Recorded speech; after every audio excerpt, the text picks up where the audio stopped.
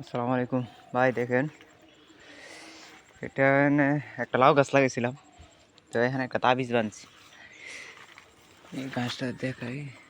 এখন পোকাটা নাই, এই যে দেখেন নিচে কি পরিমাণে পোকা পড়ে আছে।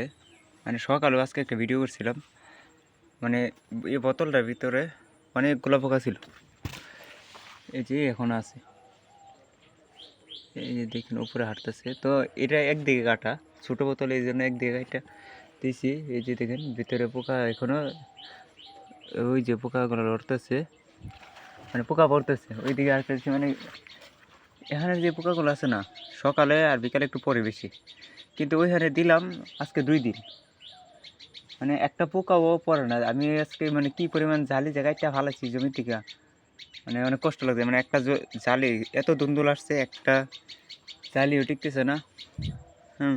সবগুলাই মাছে পোকার আক্রমণ। এরপরে লাউ গাছ আছে, সাথে লাউ গাছের পরেও টিকতেছে না।